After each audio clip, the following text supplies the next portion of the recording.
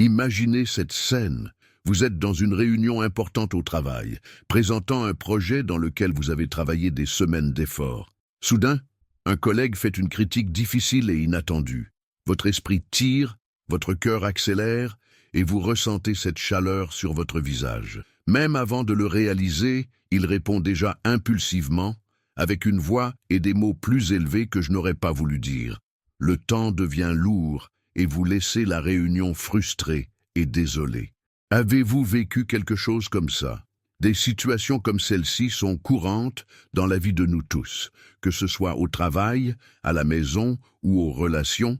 Les émotions peuvent nous dominer lorsque nous nous y attendons le moins, ce qui conduisait à des réactions impulsives qui ne font souvent qu'aggraver les choses. Mais que se passe-t-il si je vous dis qu'il existe un moyen de gérer ces moments plus équilibrés et sereins, une façon qui aide non seulement à contrôler les émotions, mais qui transforme également la façon dont vous faites face aux défis?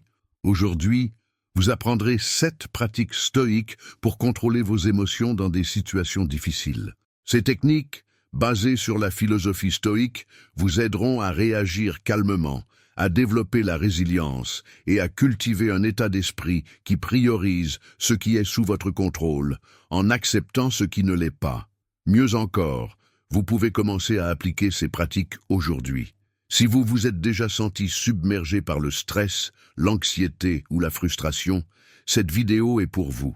En fin de compte, vous aurez des outils pratiques pour faire face à plus de défis de sérénité et de confiance, transformant la façon dont vous gérez l'adversité. Prêt à commencer ce voyage? Allons-y. Avant de plonger dans les pratiques, il est important de comprendre d'où vient cette sagesse et pourquoi elle est encore si pertinente aujourd'hui. Le stoïcisme est une philosophie ancienne, créée en Grèce par des penseurs comme Zénon de Citio et développée par de grands noms tels que Sénéca, Épictéto et Marco Aurelio. Mais ne vous inquiétez pas, vous n'avez pas besoin d'être un philosophe pour appliquer ces concepts dans votre vie quotidienne. Le stoïcisme est surtout une philosophie pratique.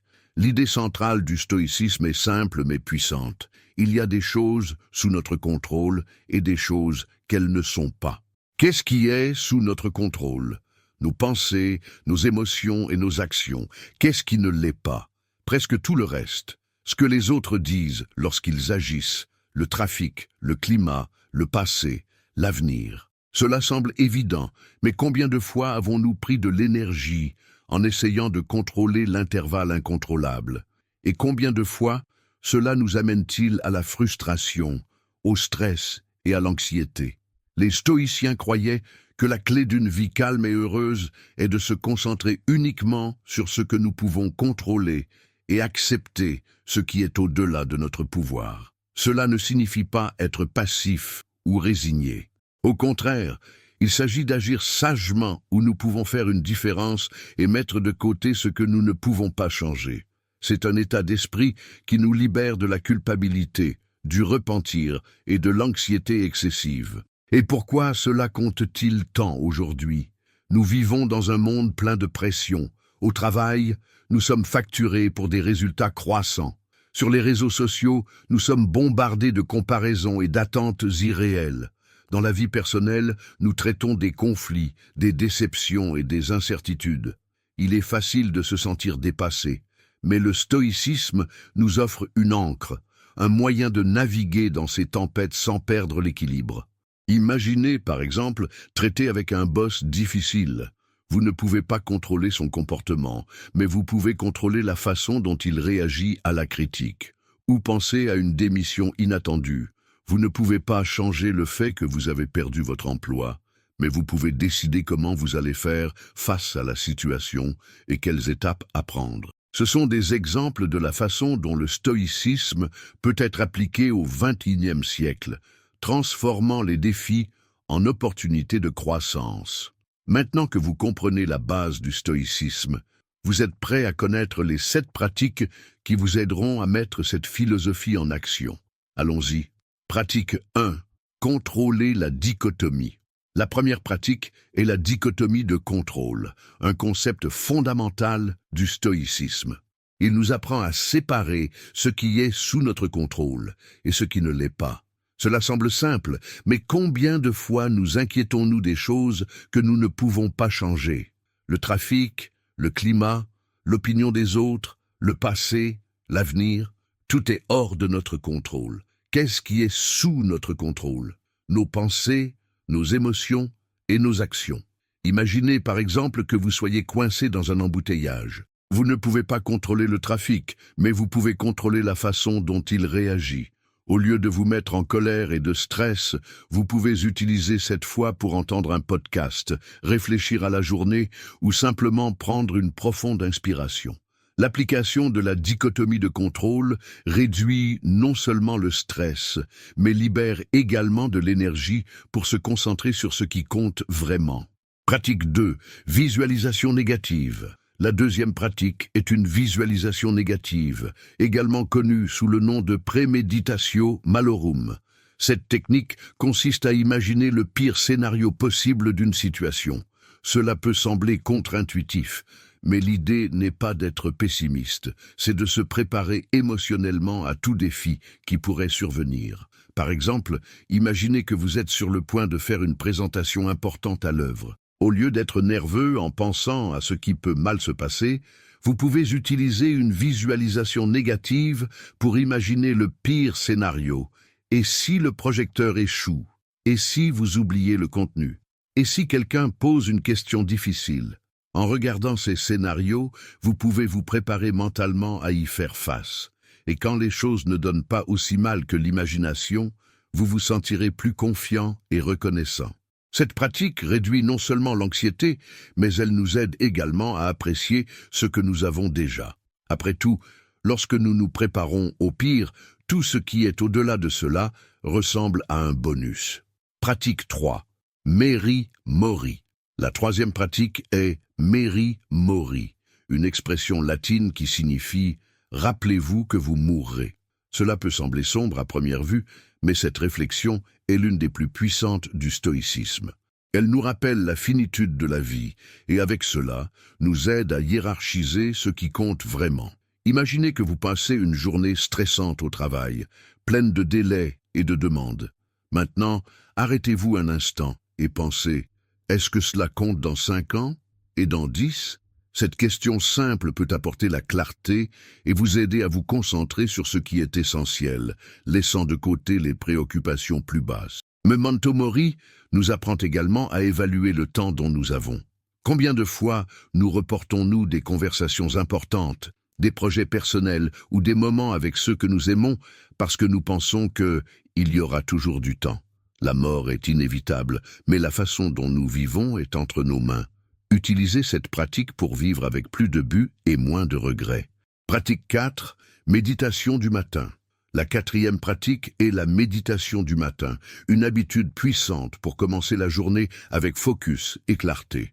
Les stoïciens pensaient que les premières heures du matin sont idéales pour préparer l'esprit et l'esprit aux défis à venir. Cette pratique ne doit pas être compliquée. Réservez quelques minutes pour réfléchir et planifier.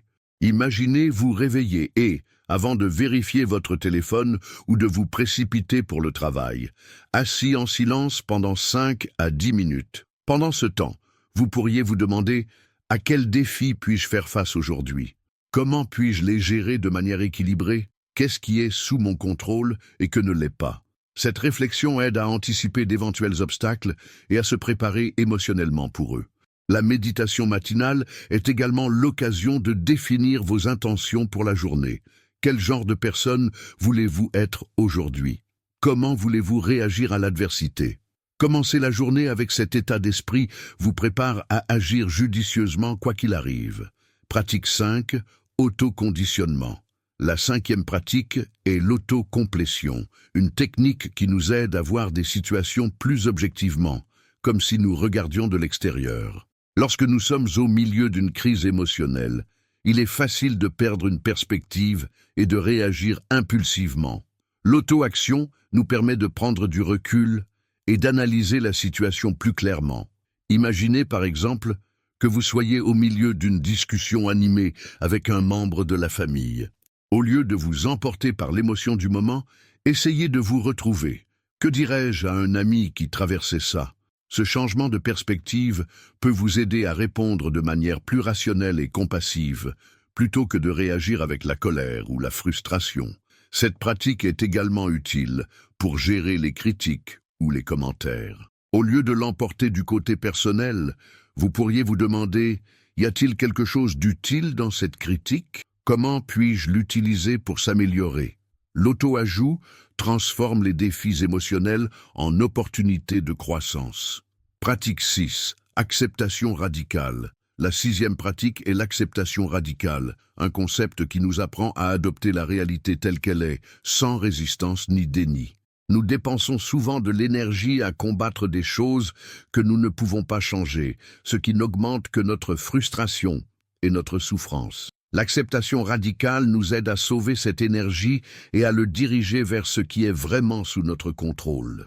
Imaginez par exemple que vous soyez coincé dans un embouteillage. Vous ne pouvez pas contrôler le trafic, mais vous pouvez contrôler la façon dont il réagit.